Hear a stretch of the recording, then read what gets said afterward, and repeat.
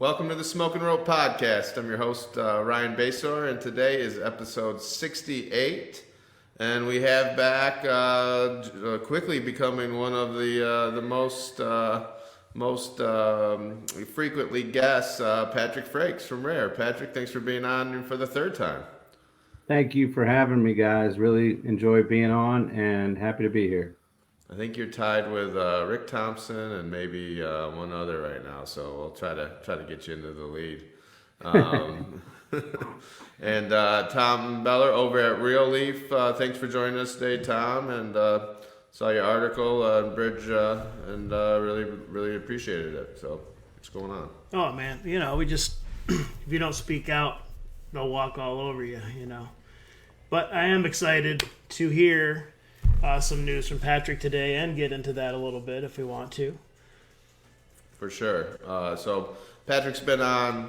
This is his third show, so a lot of the audience knows a little bit more about Patrick. But Patrick is the COO of Rair, vertically integrated, the processing grow out of Leone Township in Jackson area, and stores throughout the state now and expanding. And Rair is a redemption partner. We love the mimosa and the orange daiquiri, and so do our stores. And then also has been a big supporter of the foundation as well. And also now the Rair retail stores are carrying redemption products. So really appreciate the relationship, Patrick, and talking. You're on the show again today.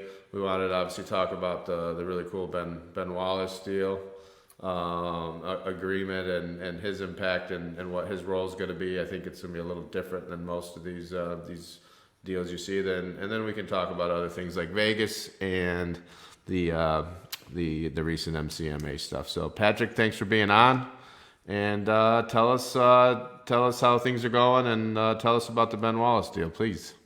Thanks a lot. So, everything has been going fantastic.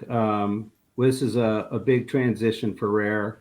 We've gone from basically being a startup that nobody had ever heard of to now getting a little bit of street cred in Michigan, and definitely want to always accentuate the point that, we're true cannabis consumers and we're in it for the cause, and certainly, see a lot of vertical brands that don't behave what I feel is the right way in this market and industry. And, our relationships with brands, started with the Redemption brand, and we're very, very careful about those partnerships. And I think we've seen some of the other out-of-state groups that have done brand partnerships with verticals in Michigan that have kind of backfired on them, and didn't understand that they had that synergy, and that unified cause that matters to both operations, and that's something that we really scrutinize very heavily. And the Redemption brand and the Redemption Foundation was always something that I was attracted to because of your efforts, Ryan, in the state of Michigan and what you've been through. And again, me having my checkered past, certainly identified with that, and felt I was a victim of prior drug laws that really had a negative effect on my life. So, I was really passionate about making this friendship work with you, and then making this business relationship work with you as well. And it's been nothing but, a great ride, man. It's been awesome. We've been approached by a couple of other celebrity agents, I'd call them, these celebrity promotion groups that operate around the country trying to get their celebrity deals. And, it had never really felt right, and most of the time they just wanted a big check up front, and they might show up or they might not. And, it never seemed like the right way to go. And then the cool thing about the Ben Wallace relationship was it happened organically. I was able to meet Ben through a mutual friend of mine. And first thing I did, of course, was say, Ben, come check out our grow.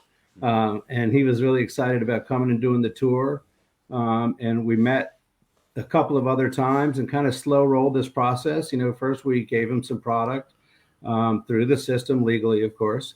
And then, got his feedback of what he thought about it. And he raved about the products that he got. We gave him some different strain selections. And that was really, it was after our third time getting together that I asked him if he'd be interested in maybe partnering up and creating a Ben Wallace brand. I think everybody in Michigan knows what Ben Wallace means to this state, and especially to the Detroit marketplace.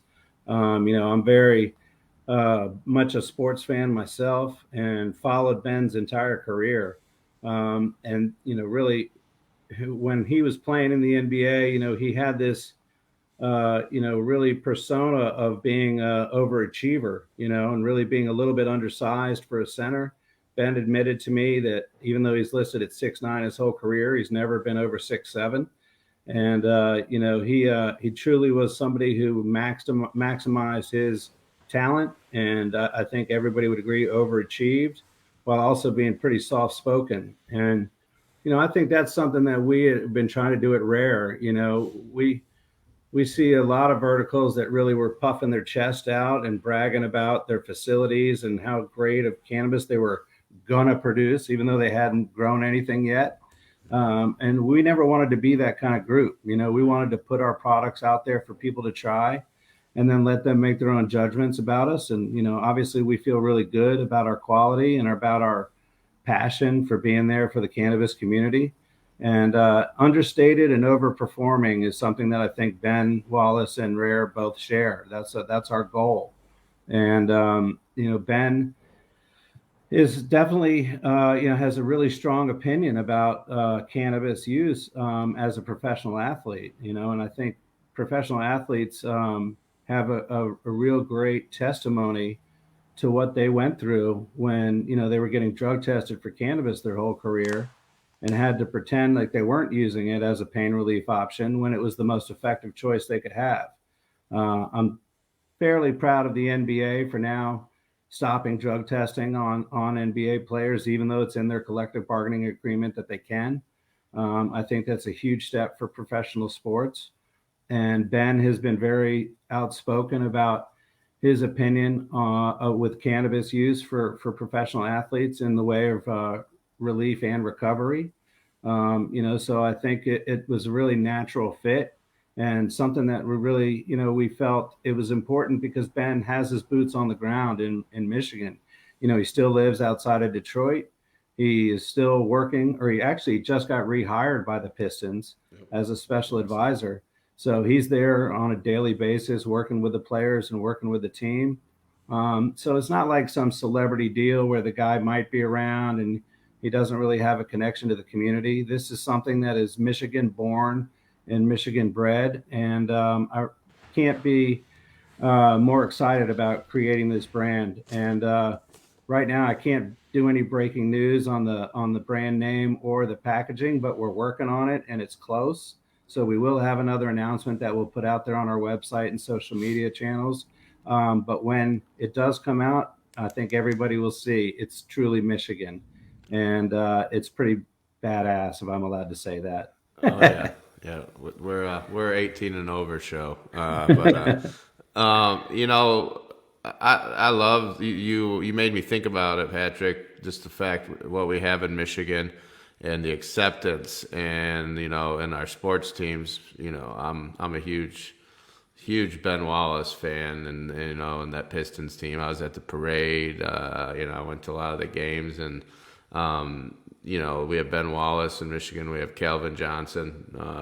And then we also have Darren McCarty, and with Ben and Darren so intricately still involved with those franchises and having the franchise support and being open to it and understanding it. I think it's making a big headway. And then obviously Calvin is Calvin, and hopefully, the Lions need to do something. So maybe they can get back on his good side. But that's incredible. One of the things that you said, Ben's going to have boots on the ground. I really hope he does. Like I said, Ben was one of my sports idols, or growing up. So it would be cool to do a vendor day, combined Rair vendor day or something like that. But in general, is Ben going to be out hitting the streets? Going to go to stores? Is he going to be talking to the public? Is he going to be involved in, furthering the awareness for athletes like Calvin and Darren. So like, I'm really interested in that because like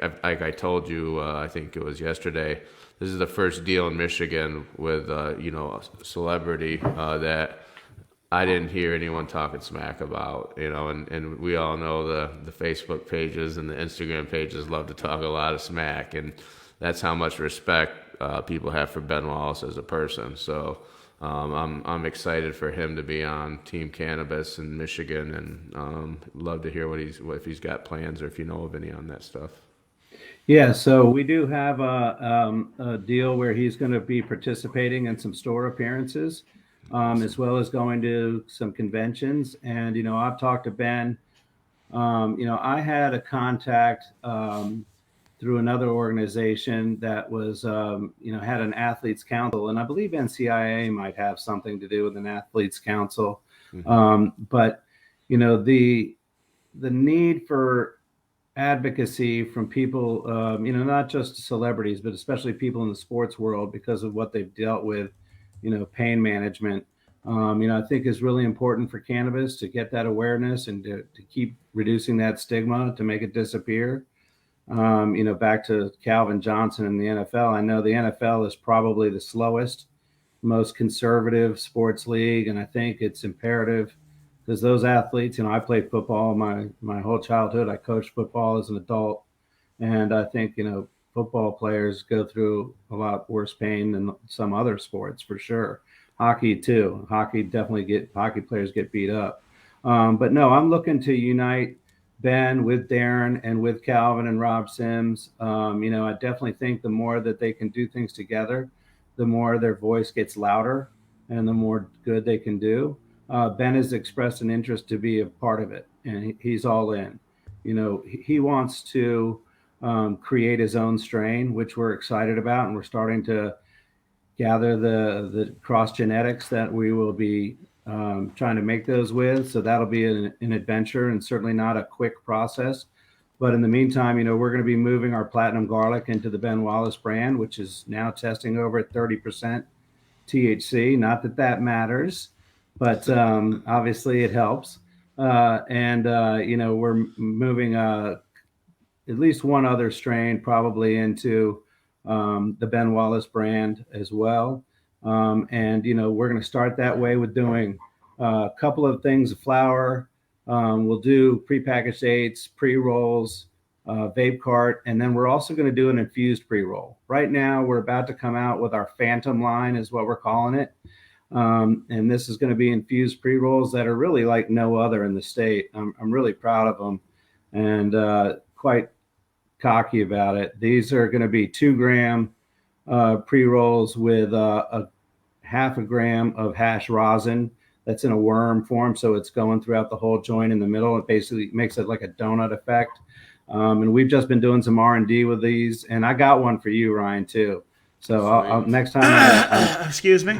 I know. I need to get it up to you, Tom. Maybe we can work it out. I've got a few that I can share, but they are amazing. And really, I think it's so unique because, as you guys probably know, some infused pre-rolls, they don't burn that great. And it really is important how you make it. And these are handcrafted, hand rolled, and they're going to be a new product line. So we have that going on with our own line. We'll have Phantom, but then we'll also have the infused pre-rolls in the Ben Wallace line as well. Real quick, Patrick, are you making, what type of wraps are you using? Is it regular, paper wraps? It's basically the raw paper. But I did just have a meeting in Vegas with Futurola that has, I think it's a green tea blunt wrap. So it's not a tobacco wrap, but it's like a blunt. And I'm trying to, I hope I got that right. But we're getting some of those rolls sent to us. So we're really going to check them out because it does have more of a blunt feel to it. Yeah. Without it being tobacco.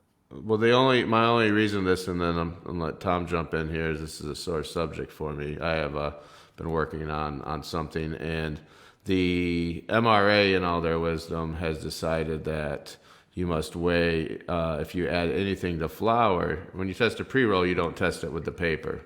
But if you add anything to it, at all, even if it's not on, then you use the weight of that wrap too. So you could have a say a 2 gram product of flour that tests at 25, and then and that's what it says on your pre-roll by itself. But then you add 200 milligrams of concentrate, that's 90%. And in reality, it's now 35, 37%. The MRA is forcing right now you to, like, we did a test, it came back at 23 because of the weight. So they're telling us to label this 23% THC, even though it's way more powerful than the 25. So that's a long-winded thing. You might want. I need help. So if you want to like jump on helping me try to talk the MRA out of this. So no, it's a good point. And you and I had a conversation about it before too. And so I was meeting with one of the testing labs in Vegas, and expressed this to them. And, he said that he was aware of it, and they were comfortable doing the testing without the weight of the paper. But still, had to go through this process to make sure getting approval of MRA, that they certainly didn't have a problem with it. Right now, the MRA will say no. Right. So I hopefully maybe they will use their voice to understand, because it makes sense. This is all about really protecting the consumer. And I'm a stoner. I've got a pretty good high tolerance, but when I smoke these infused pre-rolls, it knocks my socks off, and for someone that might have a low tolerance and doesn't smoke very much, they need to understand what they're getting into with it. It's not a joke. Yeah, that's it. That's for another show, but we'll talk about that. But. Yeah. You mentioned Vegas, and I didn't get a chance to head down there this year. Just about every year I miss it. Maybe next year, but tell us a little bit about that. Well, it definitely seemed like it has grown a lot, probably because of COVID last year. Everybody that couldn't go last year made sure they made it this year. It's my third year going. In some ways, I'd like to be more like you, Tom, and stay home. But, there's the thing that from a business perspective, you really do have a chance to speed up the process of making those connections and getting work done. The expo hall floor for me has become a bit of a burden, and there's so many ancillary businesses. You got 50 to 100 packaging companies. You got 50 to 100 insurance companies and financial vendors. And, it's not as productive to be on the expo hall floor if you're an operator. From an operator's perspective, a lot of that stuff, as we know, all of you, we have our relationships with packaging, and a lot of the stuff that they're pushing there is for people that aren't in business yet. And so, I spent less time on the floor and more time meeting people away from the convention center in Vegas this year. And if I do go back next year, I almost think I might not show up to the convention center and buy a ticket, but just set meetings all over the place. Because my most productive use of time in Vegas this year was, meeting people off site. But it's still a lot of fun. And let me tell you, it was packed. The city of Vegas in general was packed. I think there was a music awards going on. The Eagles were coming into town to play the Raiders. There was obviously a few other conventions in town, but that place was a circus. I don't think I've ever seen it busier. It was funny. I get a text from my longtime buddy who's not in cannabis anymore, but he used to be with me in 10 and 11 and grew up together, and shoots me a text. He's out there for his expo and manufacturing trailers. They make trailers, especially since COVID, with showers and all this shit. But he's like, hey, I'm at the bar with a guy named Bruce Linton. Says he's talking to him, knows his gauge or something. So it was just kind of funny. Got that text running out there. So it sounded like everybody in the world was out there. But I got to be honest, I didn't go either. I got a baby any day now coming, so I'd never live it down. But I did look at a lot of those parties and pictures, and I actually got tired sitting at home looking at them. So a little different. I went to the Sensi party hosted by Jamie and Sensi Magazine, but I had tickets to go see Diplo, who's like an EMT kind of music guy, DJ, and I was just too beat, and I had a breakfast meeting the next morning. And then the Fluence party and the Zodiac party, I had tickets to go to both of those. And I ended up no showing. I'm getting off subject here, but me and my team went to a place called Meow Wolf. I don't know if you've ever heard of I Meow saw Wolf. that. Yeah, Josh Covert was Good use of showing time that right there, man. Yeah, That I wanna place go. is fun, It's man. awesome. It's crazy. But that was entertaining as crap. So maybe we made the right call. But we had a blast, and those parties. If you go to them, your next morning is ruined. Everything goes so late, and you're still on East Coast time a little bit, so it's difficult for sure. And as much as I love to party, drinking is not something. Most of my partying has to do with cannabis. Yeah, that's I'm planning on being next year, but you just never know.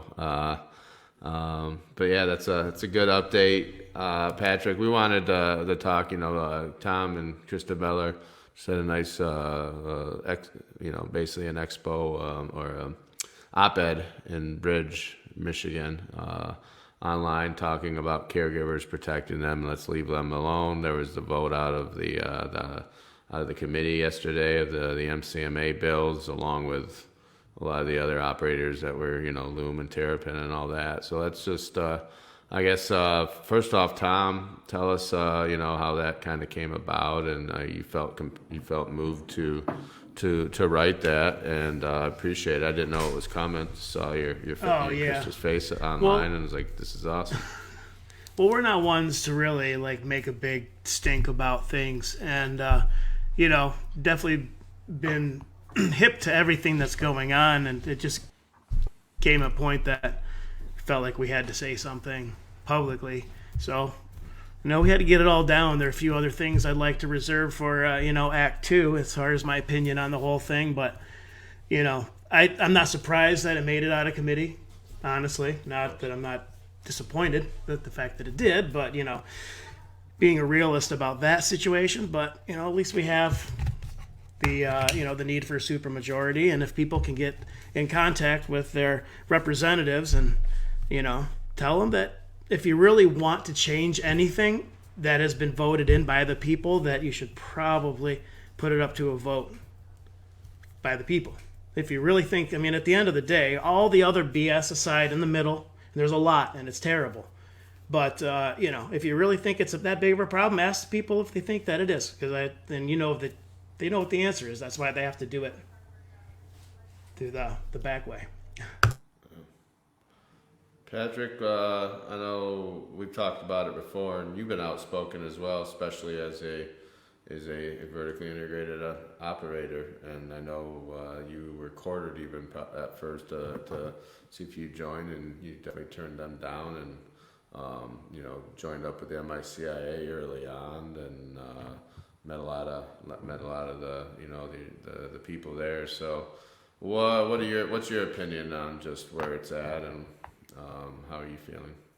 Well, I think it's a tragedy, from many different perspectives. One, as far as being a licensee, some people want to say that there are competition, and I've never felt for 1 second that there are competition. My competition is with myself and my plants and my grow team, and to make sure that we continue to improve ourselves and just try and be a great option for people, patients and consumers. But, I think, Rick Thompson made a good point. If they were to get what they wanted with these bills, that there'd basically be about, 42,000 patients that were orphaned, by the restrictions that were put in place. And, I think that's insanity to even consider that as looking at as an option. If there's one person who is a patient who might have limited resources and has cancer, has Crohn's disease, has something really serious condition, and their life is being negatively affected by it, that's a tragedy in itself, just one. We have to think about this, but to think that they are really trying to take medicine away from tens of thousands of patients in Michigan is insanity. And I don't think they really have their eye on the ball here. I think they've got a couple of lobbyists and greedy companies that are in their pockets, and they're trying to, think that this is going to make somehow business for the regulated market better.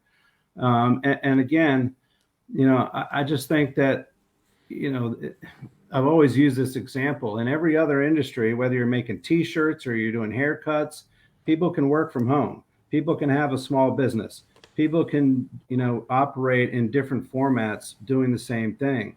And why we can't do that and allow that in cannabis is doesn't make any sense. There's no reason, in my viewpoint, other than greed, Great. that would put this law into place. And I think it's imperative for regulators to understand. You told these caregivers that they could do this and that they were operating legally, and for a decade now, over a decade. And now you just want to change the rules on them. People have altered their lives. They've invested so much money, and many of them have such good morals and a a goal to really help people that are in need. I know of so many examples of people driving RSO oil all over the state to give it to cancer patients who can't drive, can't get to stores, don't have the money to afford Rick Simpson oil. But these guys are out there doing it for the right reasons. And that's where cannabis kind of started from, and as a cannabis user, I've always felt passionate about the way cannabis does unite people together. And I think cannabis users in general, it's one of the great things about this plant. It makes you be a better person, a kinder person, and want to be more helpful. And this is something that caregivers have had as a motive for a lot of the reasons why they're growing these plants. And it's so, it's hard work. It's not easy. And these guys have been grinding and grinding for years. And, these regulators and politicians don't know what the hell they're talking about. They don't understand the real issues. And I don't think they understand the repercussions of what would take place if they did reduce these caregiver totals like that. One of the reasons we felt that we had to say something is there was a segment of the business community that is not speaking out, other than the MICAA has taken an official position on the bills and everything. But we're always focusing on the people who are supporting, but we really need to let people know that there are groups of people that do not want to see things change, that need to, we need caregivers for so many different reasons. And, and people have been giving care to their friends and family for, millennia. And there are people that, that would oppress us in the past because of our choice to use cannabis as medicine. And now that it's legalized, they want to just jump on the bandwagon and just profit off of something that previously they had deemed evil. Yeah, it's for me, and they don't it's just, a lot of these same people pushing it. You can look at their companies, and they obviously, a lot of the decision makers don't understand cannabis culture, which you guys both touched on. So they don't also understand what it's like for a lot of these caregivers, what their mindset. They think they're going to change these rules, make it say it's illegal. What is really the penalty? Is it a fine? What is it? Do you think, do you think these basically assholes coming in changing the laws, are they going to stop? I don't think you understand a lot of the people that they don't get it. They don't come from that world. They come from a different world where you pay to change the rules you don't like. You just don't go out and say F you to the government because you're fucked up. That's not, they don't understand that world, and that's a lot of it. And then in the real world, and so much that they're worried about, so much stuff's going out of state, and they're acting like these big grows are the ones doing it. But there's other issues. There's Cubans, there's people from other countries, there's Chinese nationals setting up big grows in Michigan, selling it out. So maybe we need to focus on that a little bit and not make this and dying. Yeah, exactly. Like there's real things if you want to crack down on stuff to look at. But I feel like we've been counting votes pretty heavily. We're in pretty good shape, but right now you got multiple lobbyists. You got Brandon Dillon with Terrapin. You got GCSI. You got Dykema, you got Shelley Edgerton, you got Steve Linder, you got Manny Lentine, you got a lot more. They're just picking up more and more and buying them, and they're going around and giving big contributions to the Republican Leadership Fund and other Democrats that are new or don't have relationships and understand how we help them. So we'll see. We'll see. But there's a dinner tonight in Lansing. Jamie Lowell and Ryan Bringold, I think, spearheaded with the caregivers at 7 to 10, and it's going to be inviting the legislature over and talking about it. And they've been taking, Jamie and Zahara have been taking a lot of meetings, doing a lot of work. So there's a lot of work going on. We got a big lobby day, but it's a toss-up. I got to be honest with you. It's a toss-up, and it's tough to Pick up the tough phone. to believe. Yeah. Well, and if I can just Send make an one email. point that just gets me fired up too, this is supposed to be, in the legislative body. Steve Linder's up there holding up a bag of something that is not nearly representative of caregiver product. I don't know where he got it from, what that swag was, but I've seen a lot of caregiver product in Michigan, and I've never seen anything that looked like that. So I think they're using a lot of smoke and mirrors, and that's misinformation, and that's what we're talking about. Everybody needs to understand the truth and not allow these guys to have free reign to spread misinformation, again, just for greed purposes. And that got me fired up too when I saw that bag that he was holding up, to think that has something to do with caregivers. I think he was trying to educate them on the fact of what remediation is, especially at the commercial level, and how that there's what percent of products out there are remediated. 60%. I don't know. I heard that number. I don't know if it's exactly true, but there's a lot of remediated product from companies that can't control their grows, and they're all about the bottom line and cutting corners and making boof.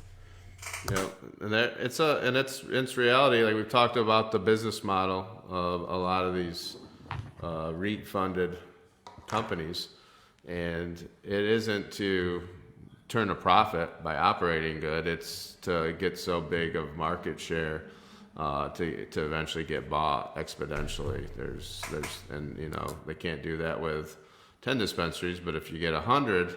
Maybe that multiplier is so good that somebody comes in, but at that point, somebody buying it would just change the brand name. Why would you? Can't we just have an industry that isn't just sucky? just sucks?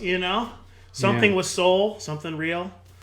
I don't know. Well, it seems like just another wasted opportunity. You want frickin' McDonald's weed? Give me a break. Right. Well, I mean, I think we're going to hold on to that at any cost. I guess we'll see how it goes, but and I heard you mention something too, Tom. Like first it's caregivers, but they've by no means. I mean, they've not been good about hiding their disdain, and the next people they're going after is the small business license holders. So Yeah. it's not going to stop.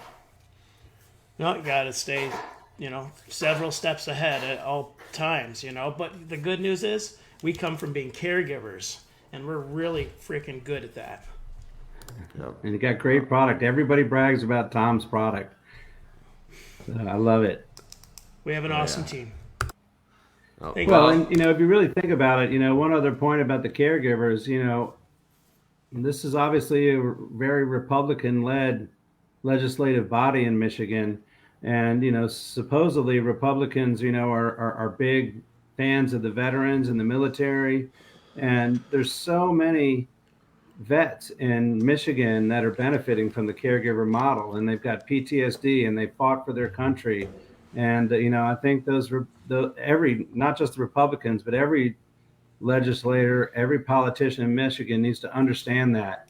You're now trying to tell these vets that busted their butt for this country that they've got to go shop at the retail stores and pay top dollar for their product when some of them are on They limited should be saying, resources. how much do you need every month? And no problem, we'll get that.